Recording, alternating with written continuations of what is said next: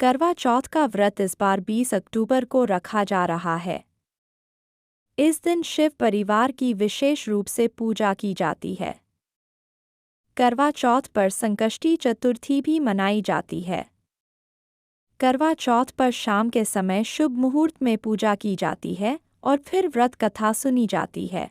करवा चौथ पूजन के समय सबसे पहले भगवान गणेश की कथा सुनना चाहिए, उसके बाद करवा चौथ की कथा सुनना चाहिए। लिए हम आपको सबसे पहले भगवान श्री गणेश की कथा सुनाते हैं। वीडियो शुरू करने से पहले यदि आप हमारे चैनल पर नए हैं तो प्लीज़ चैनल को सब्सक्राइब करें और वीडियो पसंद आया है तो वीडियो को लाइक करें। बहुत समय पहले की बात है। एक अंधी बुढ़िया थी जिसका एक लड़का और बहू थी। वो लोग बहुत गरीब थे। वह अंधी बुढ़िया रोज़ाना गणेश जी की पूजा किया करती थी। गणेश जी उस बुढ़िया से प्रसन्न होकर एक दिन साक्षात सन्मुख आकर कहते हैं कि मैं आपकी पूजा से प्रसन्न हूँ, आपको जो वर मांगना है वो मांग लें। बुढ़िया कहती है, मुझे मांगना नहीं आता तो कैसे और क्या मांगूं? तब गणेश जी बोले कि अपने बहू बेटे से पूछकर मांग लो। तब बुढ़िया ने अपने पुत्र और वधू से पूछा तो बेटा बोला कि धन मांग ले और बहू ने कहा कि पोता मांग लें।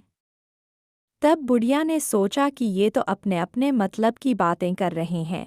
फिर बुढ़िया ने पड़ोसियों से पूछा तो पड़ोसियों ने कहा कि बुढ़िया तेरी थोड़ी सी जिंदगी बची है, क्यों मांगे धन और पोता, तू तो केवल अपने नेत्र मांग ले जिससे तेरी बाकी की जिंदगी सुख से व्यतीत हो जाए। हमारा वचन है जो आप मांगेगी सो वो हो जाएगा। गणेश जी के वचन सुनकर बुढ़िया बोली, हे गणराज, यदि आप मुझ पर प्रसन्न हैं तो मुझे 9 करोड़ की माया दें, निरोगी काया दें, अमर सुहाग दें, आँखों में प्रकाश दें, नाती पोते दें और समस्त परिवार को सुख दें, फिर अंत में मोक्ष दें। बुढ़िया की बात सुनकर गणेश जी बोले, बुढ़िया माँ तूने तो मुझे ठग लिया। खैर जो कुछ तूने मांग लिया वह सभी तुझे मिलेगा। यूं कहकर गणेश जी अंतर्ध्यान हो गए। हे गणेश जी, जैसे बुढ़िया माँ को मांगे अनुसार आपने सब कुछ दिया वैसे ही सबको देना और हमको भी देने की कृपा करना। यह थी गणेश जी की कथा। अब हम करवा चौथ की कथा सुनते हैं। बहुत समय पहले की बात है। एक साहूकार के 7 बेटे और उनकी एक बहन करवा थी। सभी 7 भाई अपनी बहन से बहुत प्यार करते थे, यहाँ तक कि वे पहले उसे खाना खिलाते और बाद में स्वयं खाते थे। एक बार उनकी बहन ससुराल से मायके आई हुई थी। शाम को भाई जब अपना व्यापार व्यवसाय बंद कर घर आए तो देखा उनकी बहन बहुत व्याकुल थी। सभी भाई खाना खाने बैठे और अपनी बहन से भी खाने का आग्रह करने लगे, लेकिन बहन ने बताया कि उसका आज करवा चौथ का निर्जल व्रत है और वह खाना सिर्फ चंद्रमा को देखकर उसे अर्घ्य देकर ही खा सकती है। चूंकि चंद्रमा अभी तक नहीं निकला है, इसलिए वह भूख प्यास से व्याकुल हो उठी है। सबसे छोटे भाई को अपनी बहन की हालत देखी नहीं जाती और वह दूर पीपल के पेड़ पर एक दीपक जलाकर चलनी की ओट में रख देता है। दूर से देखने पर वह ऐसा प्रतीत होता है कि जैसे चतुर्थी का चांद उदित हो रहा हो। इसके बाद भाई अपनी बहन को बताता है कि चांद निकल आया है, तुम उसे अर्घ्य देने के बाद भोजन कर सकती हो। बहन खुशी के मारे सीढ़ियों पर चढ़कर चांद को देखती है, उसे अर्घ्य देकर खाना खाने बैठ जाती है। वह पहला टुकड़ा मुंह में डालती है तो उसे छींक आ जाती है। दूसरा टुकड़ा डालती है तो उसमें बाल निकल आता है और जैसे ही तीसरा टुकड़ा मुंह में डालने की कोशिश करती है तो उसके पति की मृत्यु का समाचार उसे मिलता है। वह बौखला जाती है। उसकी भाभी उसे सच्चाई से अवगत कराती है कि उसके साथ ऐसा क्यों हुआ। करवा चौथ का व्रत गलत तरीके से टूटने के कारण देवता उससे नाराज हो गए हैं और उन्होंने ऐसा किया है। सच्चाई जानने के बाद करवा निश्चय करती है कि वह अपने पति का अंतिम संस्कार नहीं होने देगी और अपने सतीत्व से उन्हें पुनर्जीवन दिलाकर रहेगी। वह पूरे 1 साल तक अपने पति के शव के पास बैठी रहती है, उसकी देखभाल करती है।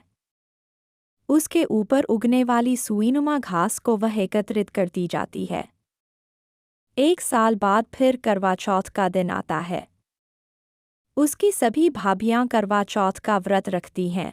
जब भाभियां उससे आशीर्वाद लेने आती हैं तो वह प्रत्येक भाभी से यम सुई ले लो, पिया सुई दे दो, मुझे भी अपनी जैसी सुहागिन बना दो, ऐसा आग्रह करती है। लेकिन हर बार भाभी उसे अगली भाभी से आग्रह करने का कह चली जाती है। इस प्रकार जब छठे नंबर की भाभी आती है तो करवा उससे भी यही बात दोहराती है। यह भाभी उसे बताती है कि चूंकि सबसे छोटे भाई की वजह से उसका व्रत टूटा था, अतः उसकी पत्नी में ही शक्ति है कि वह तुम्हारे पति को दोबारा जीवित कर सकती है। इसलिए जब वह आए तो तुम उसे पकड़ लेना और जब तक वह तुम्हारे पति को जिंदा न कर दे, उसे नहीं छोड़ना। ऐसा कहकर वह चली जाती है। सबसे अंत में छोटी भाभी आती है। करवा उनसे भी सुहागिन बनने का आग्रह करती है, लेकिन वह टालमटोली करने लगती है। इसे देख करवा उन्हें जोर से पकड़ लेती है और अपने सुहाग को जिंदा करने के लिए कहती है।